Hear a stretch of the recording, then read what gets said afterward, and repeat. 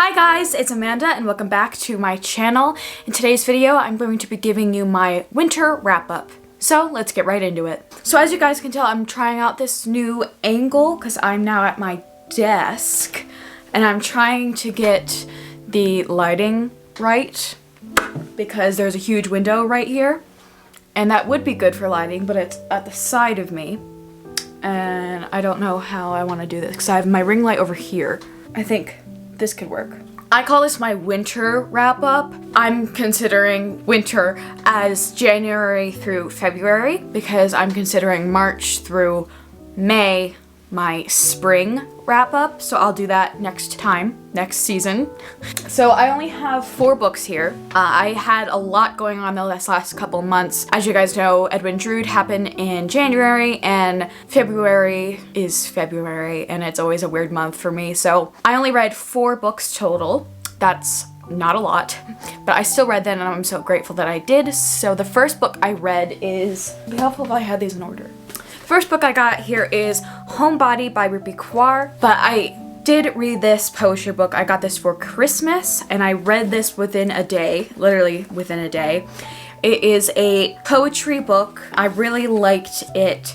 I really liked how this was formatted and I really liked all the little illustrations there were inside. First off, I like the green color of it, but I gave this 5 out of 5 stars. It's a book of poems that are just about this woman's life and her struggles with her mental health and being one with herself, and I really did like how it was put together and I really want to read more of her books. So good.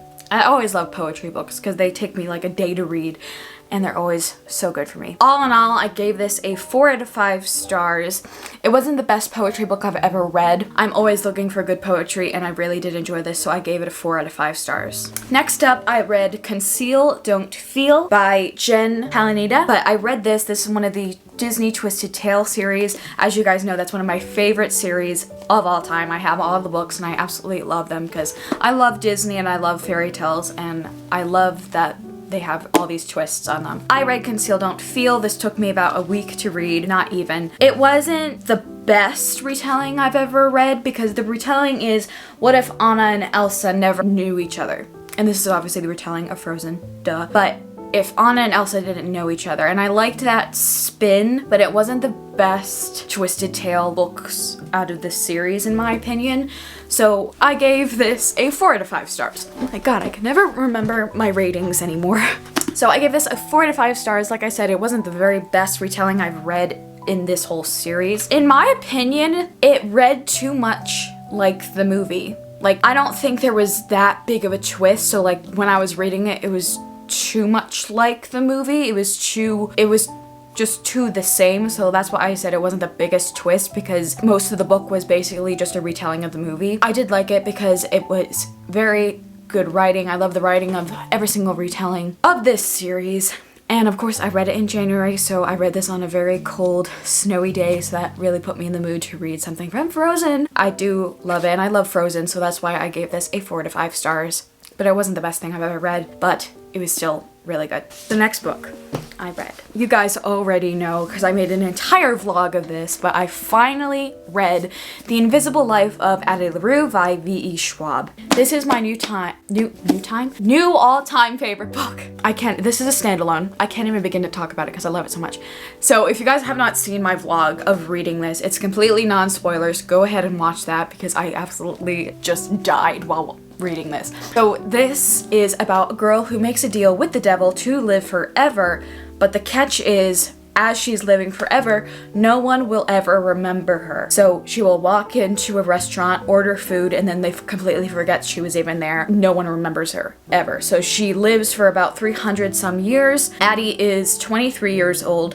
She makes the deal with the devil in the 1700s. We time jump from the 1700s throughout her entire lifespan up until 2014. And we do spend most of our story in New York City in a bookstore. And I absolutely love that. So she makes a deal with the devil to live forever. No one remembers her until one person does. And that's how the story plays off from there. And I love, it's a romance, it's heart-wrenching, it made me cry, as you guys know from that vlog.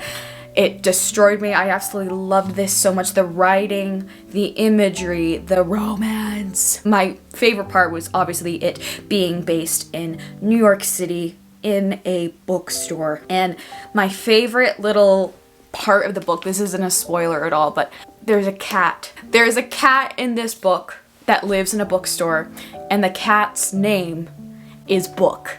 That is amazing. The cat's name is Book. I gave this a 5 out of 5 stars. This is my new favorite book. I love it so much. I want to get this in all the different covers, all the different editions, because I love this book so much. So if you have not read this yet, please read it because it is so beautiful and magical and historical fiction, fantasy, romance, all the good stuff, and I absolutely loved it. So please go and read this. And this one little splurb on the back is one of my favorites. A life no one will remember. A story you will never forget. I love this book.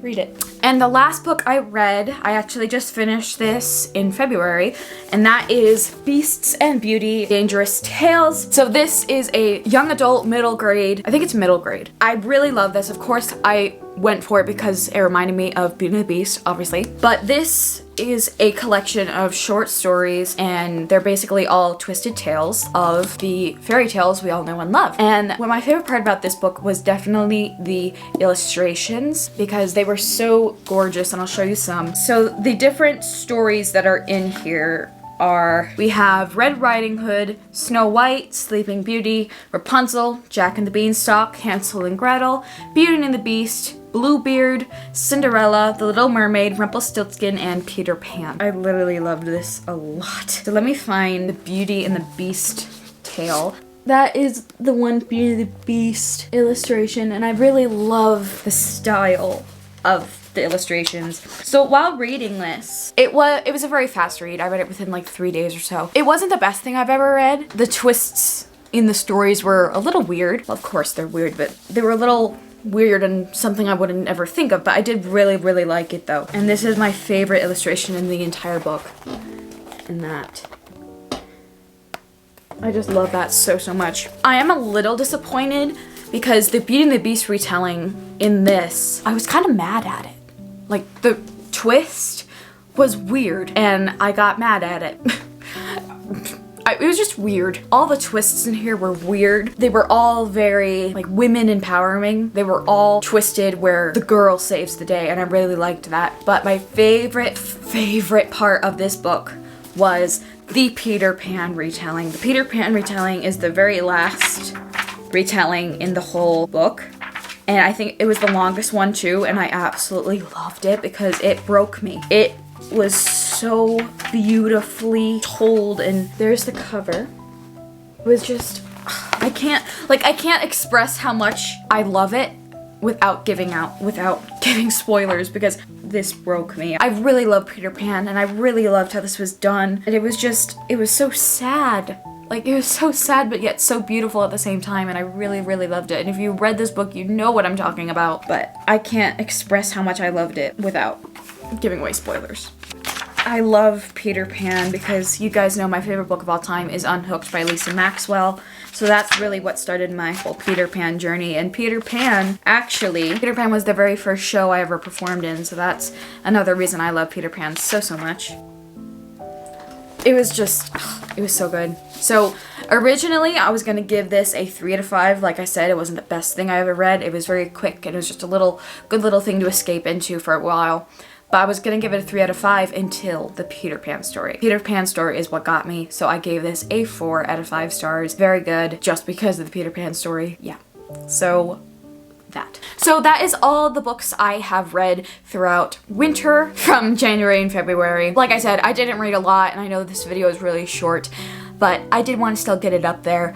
So I'm grateful for the books I read, and I'm excited for spring. My spring TBR will be up very shortly if it's not already, and I'm really excited for spring, and I will read a lot more during the spring because I have a lot more free time than during the winter. So that is the end of today's video. I hope you enjoyed. If you enjoyed, please hit the like button, hit subscribe if you have not already, and click the notification bell so you'll be notified every single time that I upload. And if you want to find me anywhere else, you can find me on Instagram, TikTok, GoodReads, Pinterest, and in between the pages of a book. And also, I just made myself a Facebook account, so if you want to go follow me on Facebook, the link is down below also. So, as the end of today's video, I hope you enjoyed, and as always, remember to be the Captain Jack Sparrow of your story, and may your compass lead you to amazing things. And I shall see you guys in my next video. Bye, guys!